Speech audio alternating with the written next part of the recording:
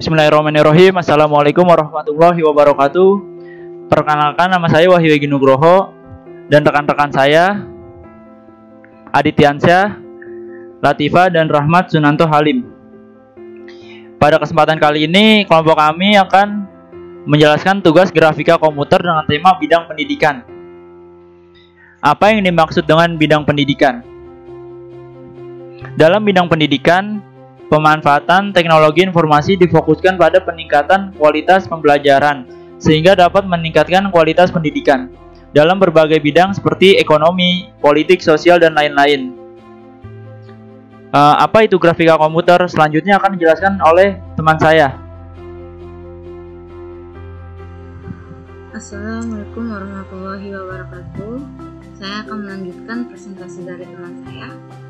Saya akan menjelaskan apa itu grafika komputer.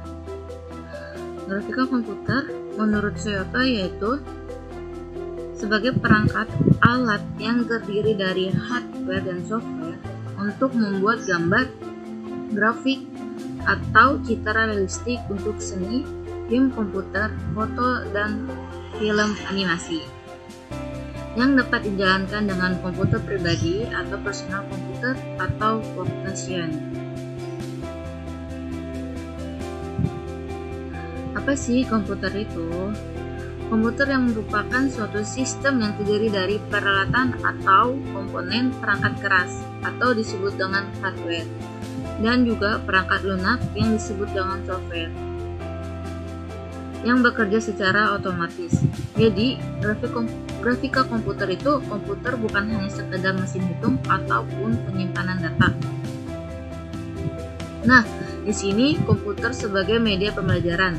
Sebagai media pembelajaran secara umum yang mengikuti proses instruksional sebagai berikut. Pertama, merencanakan, mengatur dan mengorganisasikan dan menjadwalkan pengajaran. Yang kedua, mengevaluasi siswa atau tes. Yang ketiga, mengumpulkan data mengenai siswa. Yang keempat, melakukan analisis statistik mengenai data pembelajaran. Yang terakhir yaitu membuat catatan perkembangan pembelajaran atau kelompok atau perseorangan. Assalamualaikum teman-teman. Perkenalkan, nama saya Adityansyah. Saya dari kelompok 3. Kelompok kami akan menjelaskan tentang manfaat grafika komputer untuk bidang pendidikan. Nah, untuk sebelumnya saya hanya menjelaskan dari slide 8 sampai 10. Karena slide sebelumnya akan dijelaskan oleh teman saya dan seterusnya. Baik langsung di skip saja ke slide 8, kawan-kawan.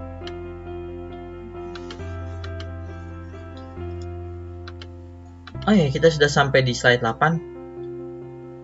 Maaf, kurang kelihatan ya.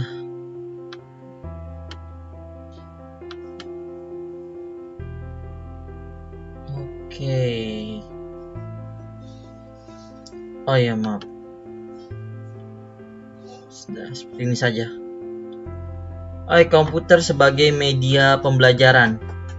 Simulasi pada komputer memberikan kesempatan untuk belajar secara dinamis, interaktif, dan perorangan. Keberhasilan simulasi dipengaruhi oleh 3 faktor, yaitu 1 skenario, 2 model dasar, dan 3 lapisan pengajaran. Skenario harus mencerminkan kehidupan nyata. Slide selanjutnya. Di sini ada tentang kelebihan komputer yang terdiri dari 4 poin, yaitu poin 1, penggunaan komputer dalam lembaga pendidikan jarak jauh memberikan keleluasaan terhadap pembelajaran untuk menentukan kecepatan belajar dan memilih urutan kegiatan belajar sesuai dengan kebutuhan. Poin kedua, komputer memiliki kemampuan dalam mengintegrasikan komponen warna, musik, dan animasi grafik atau dalam bahasa Inggrisnya graphic animation. Untuk poin ketiga, komputer dapat diprogram agar mampu memberikan umpan balik terhadap hasil belajar dan memberikan pengukuhan atau dalam bahasa Inggrisnya reinforcement terhadap presentasi belajar pembelajaran dan kemampuan komputer untuk merekam hasil belajar. Untuk poin keempat, pemakaian record keeping komputer dapat diprogram untuk memeriksa dan memberikan skor hasil belajar secara otomatis. Untuk slide ke-10 yaitu keterbatasan komputer. Di sini ada hambatan dana, ketersediaan piranti lunak dan kelas komputer. Yang ketiga, keterbatasan pengetahuan teknis dan teori dan penerimaan terhadap teknologi. Yang keempat, media pembelajaran kurang berkembang karena keterbatasan pengetahuan teknis dari pengajar. Untuk yang kelima, ada pengadaan, pemeliharaan, dan perawatan komputer yang meliputi perangkat keras, hardware, dan perangkat lunak. Software memerlukan biaya yang relatif tinggi. Baik, sampai sini saja presentasi saya. Media pembelajaran. Media pembelajaran adalah sebuah alat yang berfungsi dan dapat digunakan untuk menyampaikan pesan pembelajaran. Pembelajaran adalah proses komunikasi antara pembelajar, pengajar, dan bahan ajar. Maka dapat dikatakan bahwa bentuk komunikasi tidak akan berjalan tanpa bantuan sarana untuk menyampaikan pesan. Pendidikan berdasarkan Undang-Undang Republik Indonesia Nomor 20 Tahun 2003 tentang Sisdiknas.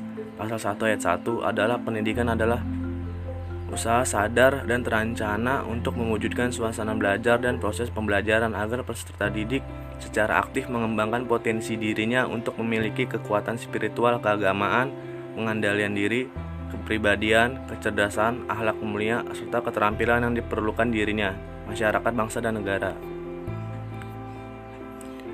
Pemanfaatan jaringan komputer untuk pembelajaran interaktif.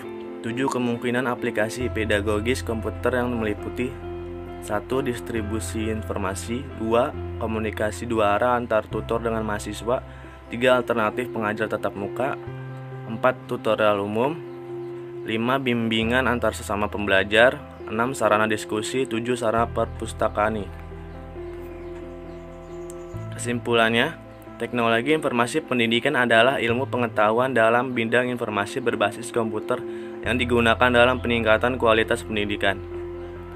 Sekian dan terima kasih presentasi dari kelompok 3. Wassalamualaikum warahmatullahi wabarakatuh.